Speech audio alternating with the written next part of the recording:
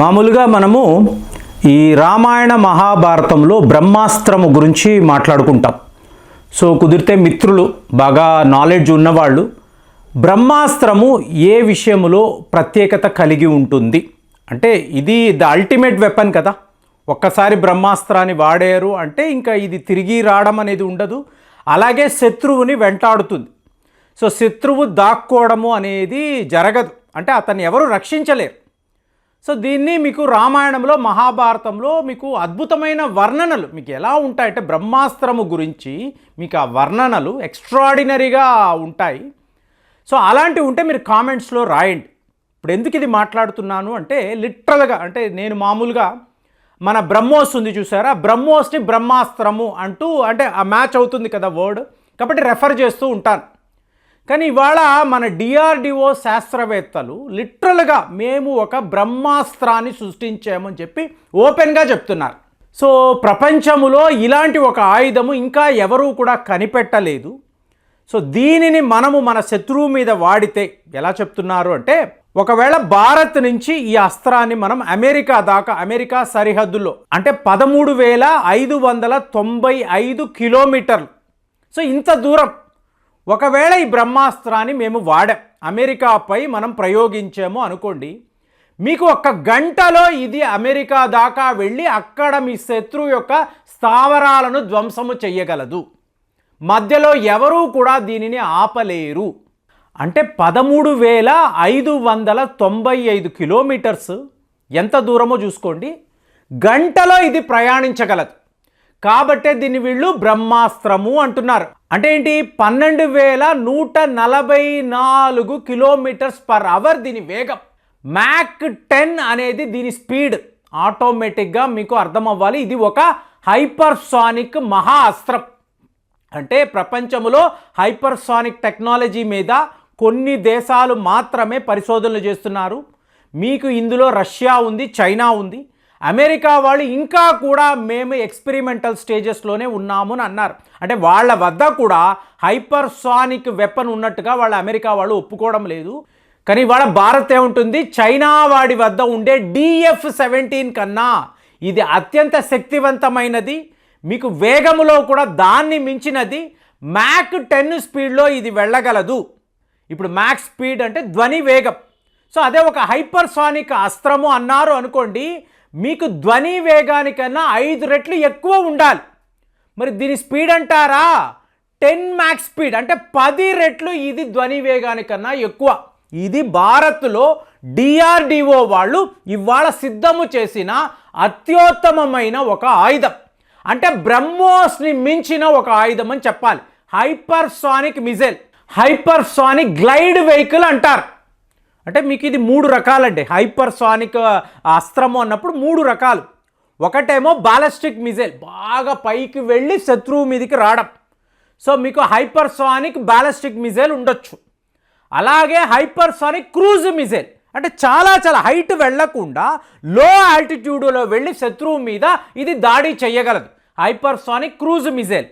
ఇక మూడవది అన్నారు అనుకోండి, హైపర్సానిక్ గ్లైడ్ వెహికల్ అంటారు.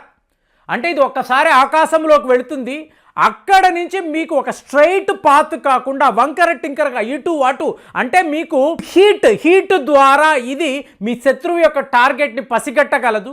ఎక్కడైతే ట్రజెక్టరీ పాత్ ఉంటుందో దాని ద్వారా వెళ్ళి మీ శత్రువుని కొట్టగలదు. సో ఇవాళ మనం ఏమంటున్నా, హైపర్సానిక్ గ్లైడ్ వెహికల్ అనే దాన్ని సిద్ధము చేశాము. ఇది మన బ్రహ్మాస్త్రము. చైనా వాడి కన్నా మనది ఎన్నో రెట్లు శక్తివంతమైనది. సో ప్రపంచములో మొట్టమొదటి దేశం భారతదేశము ఇలాంటి ఒక అస్త్రాన్ని కలిగి ఉండడము. సో ఇదంతా ఒక రష్యాను అమెరికా వాళ్ళు వింటున్నారు అనుకోండి, ఆశ్చర్యపోతారు.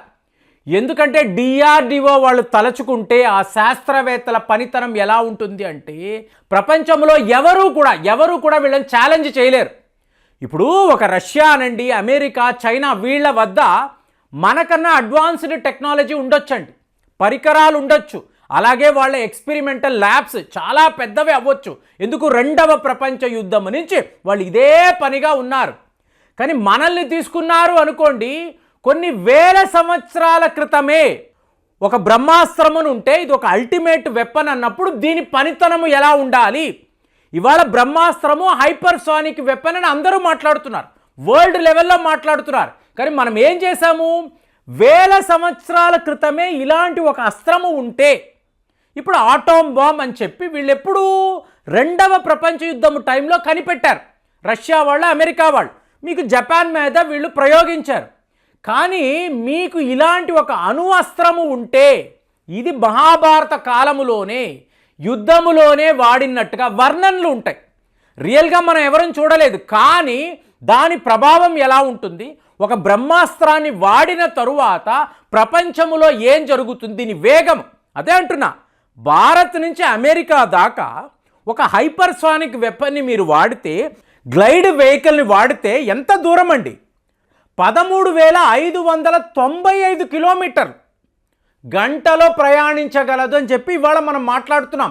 ఒక బ్రహ్మాస్త్రాన్ని వాడితే మీకు బ్లింక్ ఆఫ్ ద ఐ ఇది వెళ్ళి శత్రువుని కొట్టగలదు, దీనిని ఎవరూ ఆపలేరు. సో ఇప్పుడు హైపర్సానిక్ అంటున్నాం అనుకోండి, ఎటువంటి రాడార్ దీన్ని పసిగట్టలేదు, మీ శత్రువుల యొక్క ఎయిర్ డిఫెన్స్ సిస్టమ్ అనేది టోటల్గా ఫెయిల్ అయిపోతుంది, ఎందుకంటే దీని వేగము అలా ఉంటుంది. మరి ఇవాళ డిఆర్డిఓ శాస్త్రవేత్తలు దీనిని మేము సాధించాము. ఇప్పుడు మీకు డౌట్ వస్తుంది, ఎందుకండి ఇంతంత పెద్ద ఆయుధాలు, మీకు వేల కోట్లలో ఖర్చు. మొన్న ఒక మిత్రుడు ఒక మెసేజ్ పెట్టారు, ప్రేమ్ గారు మనకు 42 స్క్వాడ్రాన్స్ అంటే ఎయిర్ ఫోర్స్కి కావలసిన స్క్వాడ్రాన్స్, ఒక స్క్వాడ్రాన్ అన్నప్పుడు ఒక 20 విమానాలు ఉంటాయండి. మరి 42 స్క్వాడ్రాన్స్ ఉండాలి అన్నప్పుడు మనము 31 స్క్వాడ్రాన్స్ మాత్రమే కలిగి ఉన్నాము కదా, అంటే ఇంకొక 11 స్క్వాడ్రాన్ షార్టేజ్లో ఉన్నాం. ఇది కరెక్ట్ కాదు కదా, మనము చెయ్యాలి కదా. మొన్న ఆయన చాలా అద్భుతంగా ఒక మెసేజ్ పెట్టారు. అలాంటప్పుడు మీరు చూసారనుకోండి, మన ఇండియన్ ఎయిర్ ఫోర్స్ యొక్క ఫైర్ పవర్ మనం 3rd పొజిషన్లో ఉంటామండి. చైనా వాడికన్నా మన ఫైర్ పవర్ ఎక్కువ. ఇది ఎలా చెప్పాలంటే 1965లో భారత్కి పాకిస్తాన్ మధ్య యుద్ధం వచ్చింది కదా, అందులో పాకిస్తాన్ వాడికి సపోర్ట్గా అమెరికా వాడు సేబర్ ఫైటర్ జెట్స్ను పంపించాడు. ఈ దెబ్బకి ఇండియన్ ఎయిర్ ఫోర్స్ అనేది తుక్కు అయిపోతుంది అన్నాడు. మన వద్ద లోకలీ మేడ్ మీకు నాట్ జెట్స్ని అంటారు. ఈ నాట్ జెట్స్ పెట్టుకొని మనము ఇవాళ ఈ వర్డ్ మీరు చూడొచ్చు, సైబర్ స్లేయర్స్ అని అంటారండి. చిన్న చిన్న విమానాలు, వీటిని పెట్టుకొని సేబర్ యుద్ధ విమానాలను తుక్కు చేశాం.